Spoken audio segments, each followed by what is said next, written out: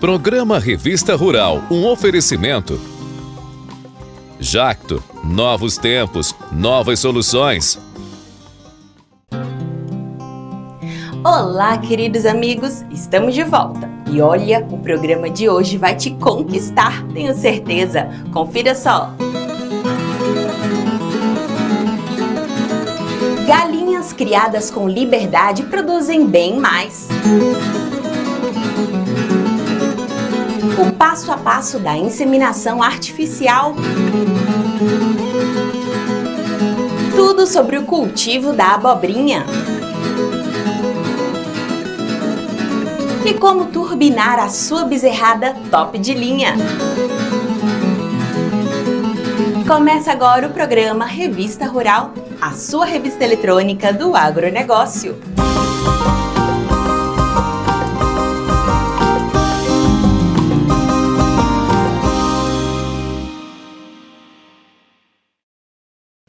Criando com respeito e liberdade, este produtor de ovos e galinhas caipiras comprovou na prática os ganhos significativos que podem ser obtidos focando o trabalho no bem-estar animal.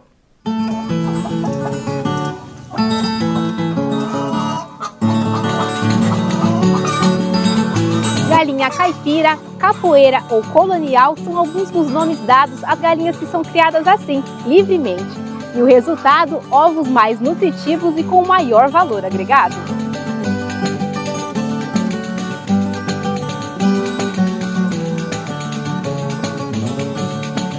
Galinhas caipiras, tem gente que pensa que é raça, mas é o modo de criação, né?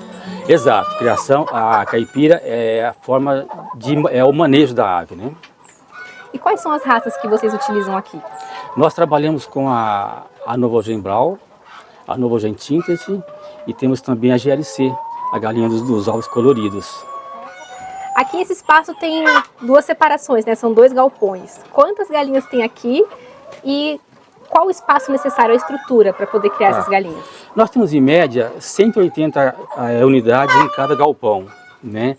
Sendo que a gente utiliza de 5 a 7 aves por metro quadrado no galpão e 2 aves por metro quadrado no piquete de pastagem. E por mês, quantos ovos vocês conseguem recolher delas? Hoje estamos entre 7.000 a 7.500 ovos mês, né? Dia em 250 ovos, mais ou menos. Todos os dias vocês tiram o ovo das galinhas? Todos os dias nós tiramos e no dia seguinte já vai para o consumidor. Chega no ponto de venda, em média, após 3 dias de postura, bem fresquinho. A rotina das galinhas começa às 5 da manhã e termina às 9 horas da noite. Nesse período, a iluminação do galpão é garantida pelo sistema automatizado. As aves não dão muito trabalho, mas exigem uma dedicação muito grande, né? Às 7 horas da manhã elas são alimentadas, em seguida é lavado os bebedouros, né? Porque a água sempre limpa. Uma boa parte do ovo é água, então a água precisa ser perfeita. E como funciona a alimentação? Cada fase é uma alimentação diferente, né? Isso. Ela chega pintinho com um dia, a alimentação de cria-recria. É uma alimentação especial com nível de proteína maior.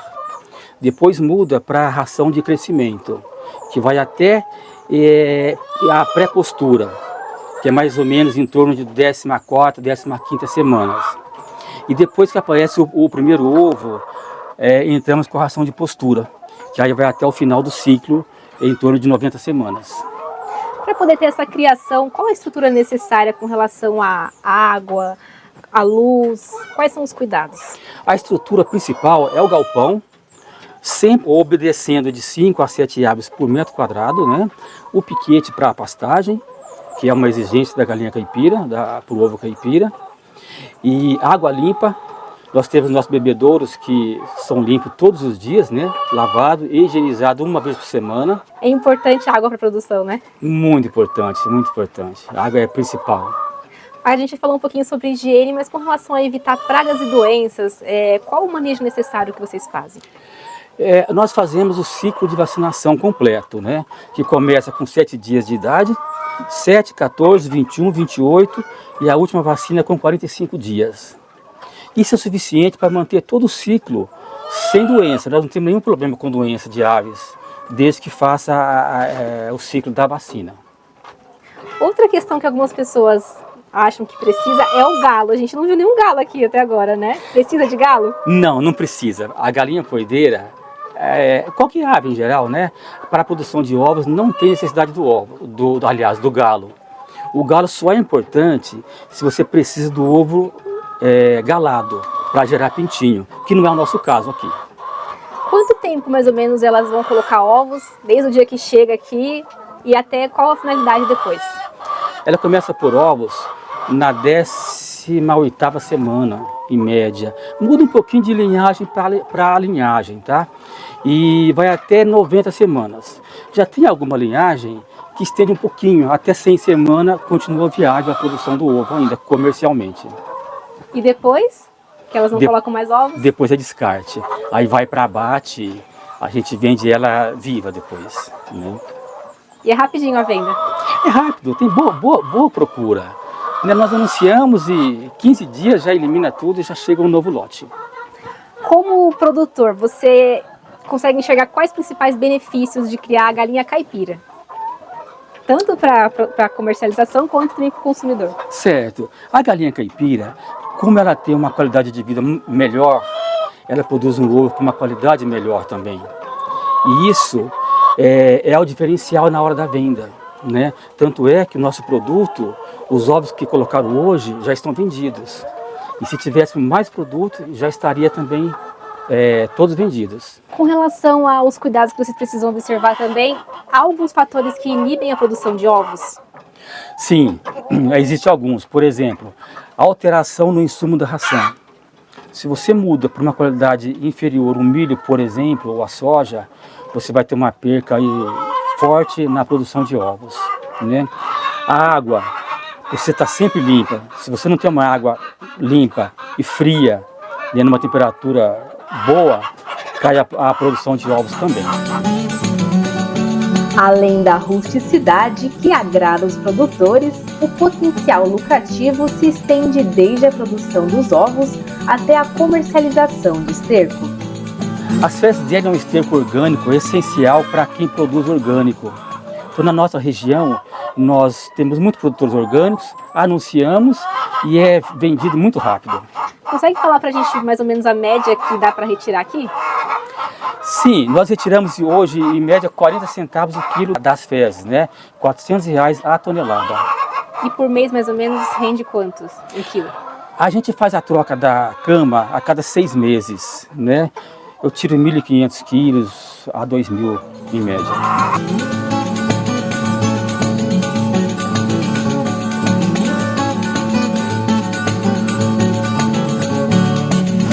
Vocês precisam ter algum cuidado com o predador? Precisamos sim.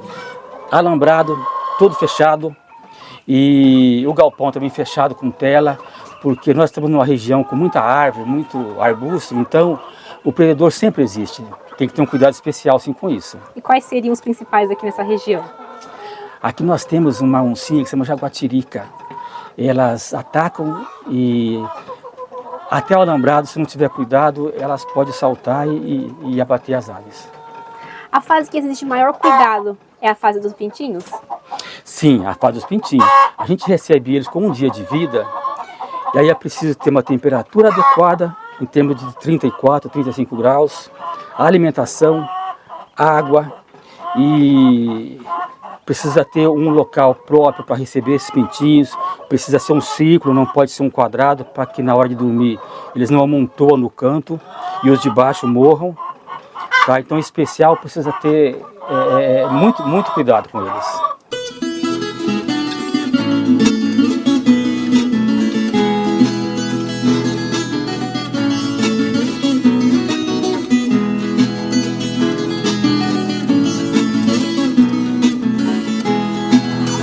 Com certeza você já ouviu falar que o ovo mais branco é de galinha de granja e o ovo mais avermelhado de galinha caipira. Ovos de galinha caipira apresentam uma gema mais pigmentada, resultado de uma alimentação balanceada e variada. O fato de produzir a ração aqui na propriedade reduz custos? Sim, reduz e muitos custos, né? Hoje nós temos uma ração por um custo de R$ 2,19 o quilo, né? Quando se fôssemos comprar fora, passaria de R$ 3,00, quase 4. E essa fórmula dela tem o que aí? Essa fórmula tem 63% de milho, 26% de proteína, que é a soja, o calcário e o núcleo. E como que é feita a dosagem dessa ração para cada etapa aí da vida dessas galinhas? A galinha é fornecido 115 gramas de ração por dia para cada ave, né? Quando a idade vai avançando, aumenta um pouquinho, às vezes chega até a 120 gramas. E aí, desde o pintinho até a galinha que está colocando o ovo, é a mesma alimentação? Não, não. O pintinho usa uma ração de crescimento, aliás, de cria e recria, depois vem a de crescimento e, por último, a partir da 17ª semana, entra a ração de postura. E qual a diferença aí de cada uma delas? O que tem mais, o que tem menos? A diferença é a composição. Por exemplo, a inicial, o pintinho precisa de mais proteína. Nesse caso, a ração sobe para 33% e não 26%. E com o tempo, com a postura, cai para 26% e 63% de milho. Além da ração, vocês também dão mais alguma coisinha para elas? Nós damos o verde, né?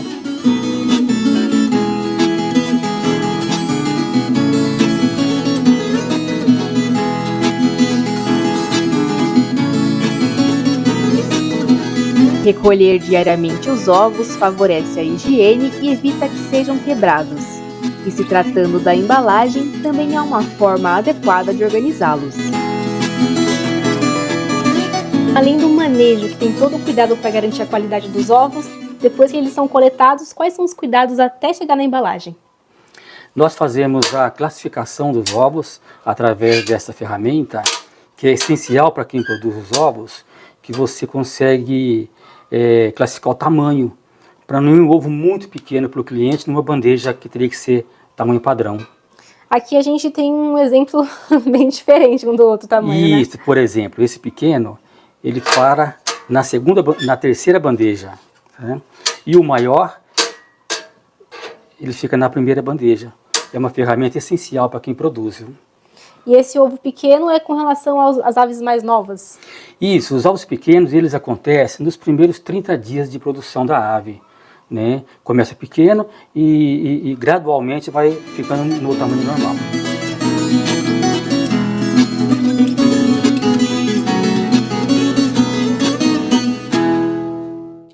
Não dá para ter um projeto de produção bovina eficiente hoje sem contar com a inseminação artificial.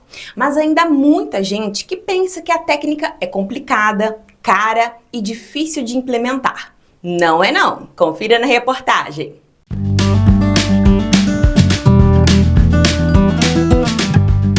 Realizar uma inseminação de qualidade não é um bicho de 7 cabeças.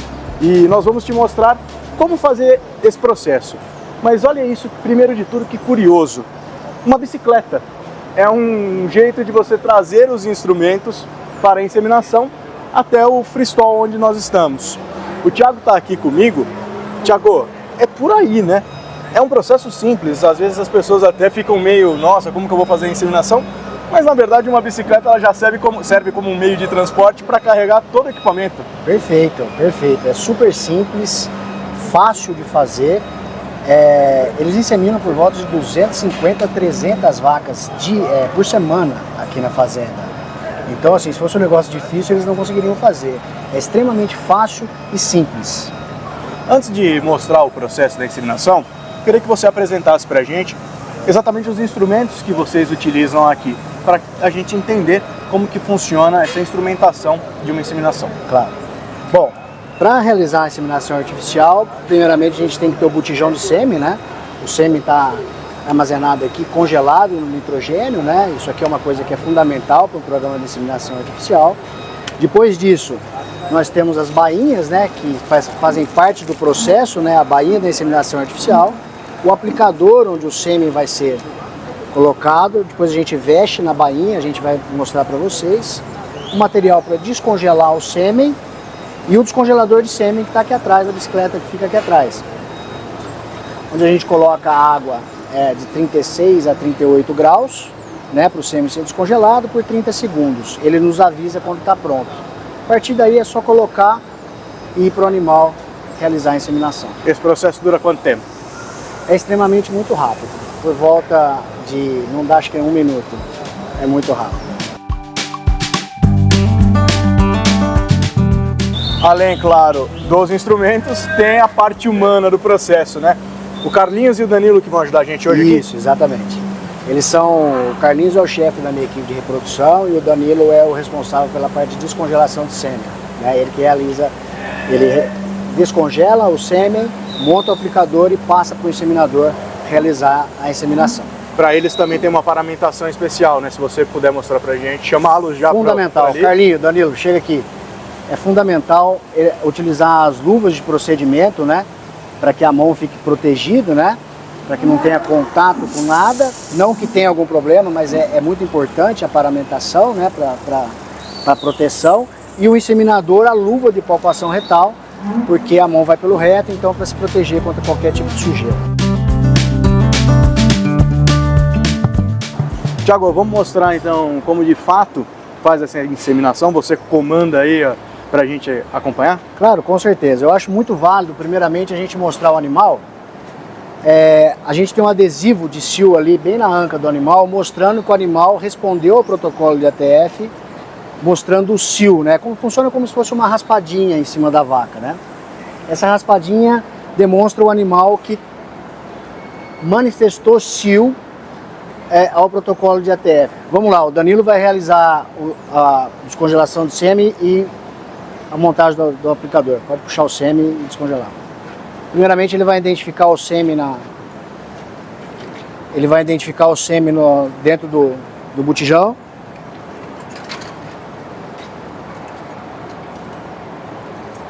E vai colocar a água de 36 graus e vai acionar o descongelador.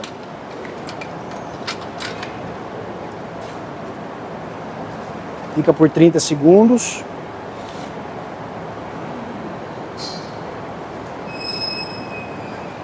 Ok, agora ele vai retirar o paete de sêmen, né, onde o sêmen está envasado, e vai vesti-lo na bainha para colocar dentro do aplicador.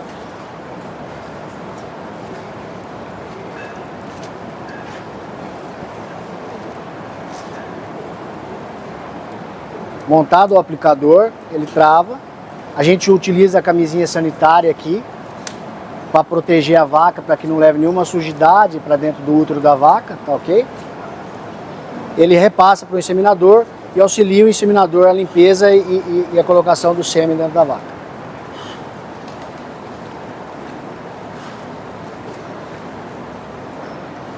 É feita a limpeza, né, do aparelho genital da fêmea. Um ângulo de 45 graus, o Carlinhos vai colocar o aplicador lá dentro e vai realizar o processo da inseminação artificial. Estoura a camisinha.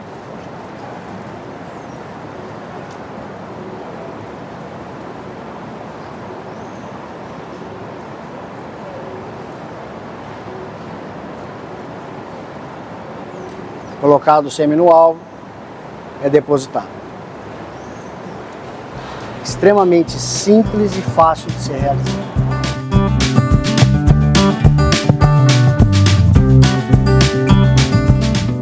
Carlinhos, conta pra mim, como que é essa experiência do dia a dia? Qual que é o teu sentimento? Como que é esse trabalho de inseminar todo dia o rebanho? É um trabalho que a gente gosta de fazer, muito bom, gosto demais dessa profissão. Faz pouco tempo que eu estou no ramo, mas é uma profissão muito boa.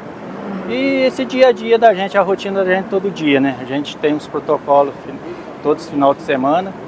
E é um serviço muito gostoso a gente tá exercendo. Isso que a gente demonstrou, né, aqui de vocês fazendo, mostra para o público que é uma tarefa simples, não é uma coisa de outro mundo, né? Não, muito simples. Para quem não sabe, acho que é uma coisa muito difícil, mas é qualquer trabalho que a gente exercer, assim, que a gente aprende, muito bom. Qualquer um aprende a fazer.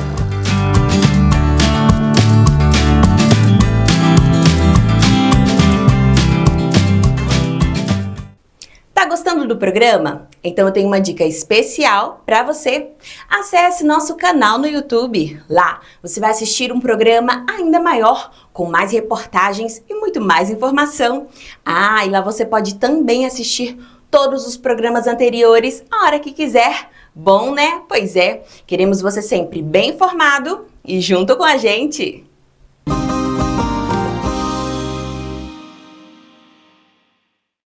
Na pizza, refogada, numa sopa ou cozido. A abobrinha nunca fez feio na nossa mesa.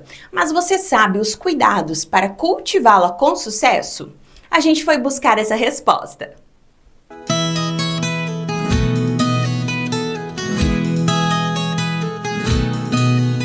Refogada, recheada e até na pizza. A abobrinha é presença certa no nosso prato. Como todas as cucurbitáceas, ela se desenvolve melhor nos períodos mais quentes do ano. A época ideal de plantio de qualquer cucurbitácea, a gente tenta cultivar essas culturas em épocas mais quentes, né? Por quê? Porque qualquer cucurbitácea ela sente muita questão do frio. Então as melhores épocas de plantio são as épocas mais quentes do ano, né? Vamos aí falando de janeiro até maio, e depois de final de agosto até dezembro, mais ou menos. Embora não seja uma cultura muito exigente, o produtor deve estar atento às necessidades hídricas da lavoura e oferecer um solo de qualidade para seu pleno crescimento. Tem que mexer o solo, deixar ele bem aerado para que a raiz possa se aprofundar e conseguir extrair o máximo de quantidade possível de nutriente do solo, né? O espaçamento varia aí de 50 centímetros até 70, 80 centímetros. Se você for cultivar numa época um pouco mais fria, dá para você adensar mais. Se você for cultivar mais nas épocas chuvosas, dá para você espaçar mais. Então é variável isso aí. Na cultura, você vai evitar a competição por nutriente. Então é muito importante você fazer o controle da planta daninha, você fazer uma boa adubação para que você tenha uma planta, né, um abobral, na verdade, que a gente fala, sadio, né, com vigor, com uma boa sanidade de planta. Então a adubação hoje é primordial. Hoje a gente tem vários sistemas de irrigação, falando-se a nível Brasil, né, a nível nacional. A gente tem gotejo, como a gente tem aqui, né? Então é uma fita que você estica na linha da abóbora e aquela fita, a cada 20, 30 centímetros, ela tem um furo que aí ela goteja a água durante o período, 1 hora, 2 horas, depende do produtor, então ele vai esticar essa fita e vai deixar gotejando. Tem outras regiões do Brasil que eles fazem por aspersão, então a água vem por cima, né? Ao invés de só molhar a faixa da raiz ou só o solo, a aspersão ela vai molhar em modo geral, na área total, né? O processo de polinização é fundamental para o sucesso da cultura, fazendo com que as abelhas se tornem umas de suas melhores parceiras. A gente depende das abelhinhas, né, para poder fazer a polinização da abobrinha.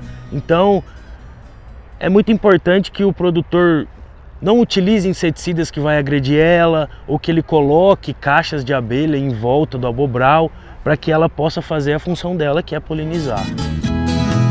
Mas a abobrinha tem seus inimigos e a vigilância deve ser grande para evitar a entrada de pragas e doenças. A abobrinha hoje, eu posso dizer que o maior problema, né, é vírus. E o vírus na abobrinha, em qualquer outra cucurbitácea, é transmitido através de vetores. E quem são esses vetores? Na maioria deles são tripes e pulgões. Então é muito interessante o produtor ter o manejo certo para esse tipo de inseto. Mas hoje a gente conta, né, com materiais, com híbridos, com resistência a vírus. Assim como a flora que você está acompanhando aqui, é um material que a gente conseguiu introduzir a questão da resistência a vírus na planta. Então é um conforto maior para o produtor na questão de manejo com o vírus, entendeu?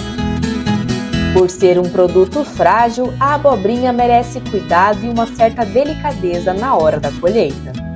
A abobrinha é um fruto sensível, então eu acho que a partir do momento que você colhe, o interessante é você fazer uma boa colheita com o maior cuidado possível para colocar na caixa, encaixar e levar para o seu consumidor final. Então nesse processo todo, quanto mais cuidado você tiver, melhor é, porque realmente ela é um fruto sensível, tem muita água, então ela marca fácil. Do semeio até o início da colheita, gira em torno de 40 a 45 dias para você começar a colher os primeiros frutos. É uma cultura que não é muito cara para se produzir, né? Então assim, vamos falar aí em torno dos seus, vou chutar mais ou menos, mas creio aí, a gente fala muito não em hectare, mas a gente fala em plantas, né? Então a gente faz o cálculo por 1000 plantas.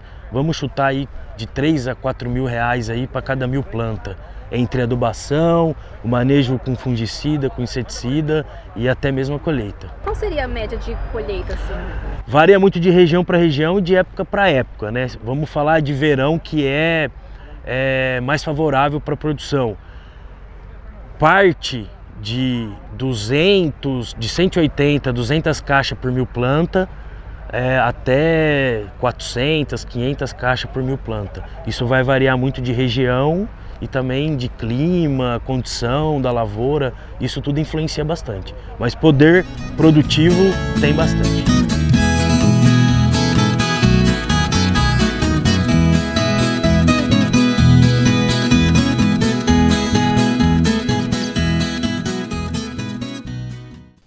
Quer obter os melhores resultados produtivos e reprodutivos com aqueles bezerros top de linha?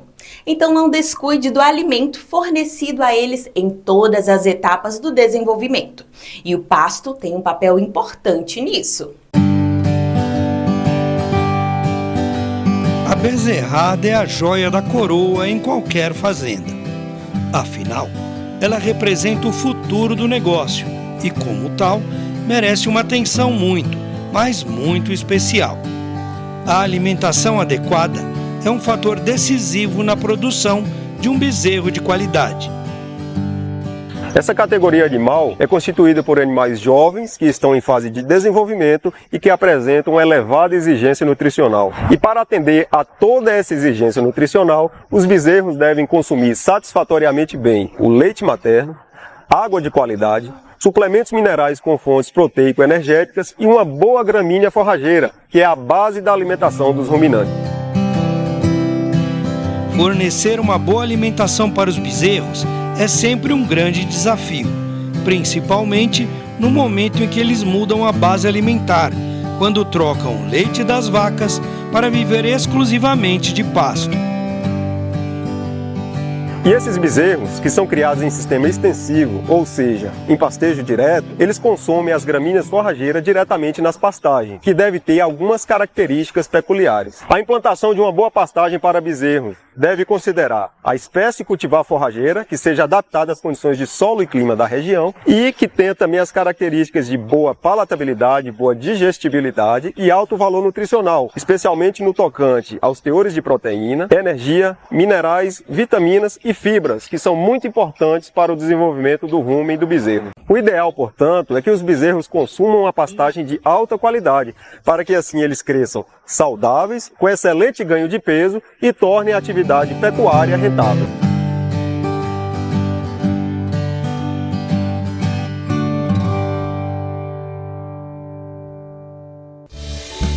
Chegamos ao fim de mais um programa, mas lembre-se, para assistir este ou qualquer programa anterior, basta acessar nosso canal no YouTube. Fiquem com Deus e até semana que vem!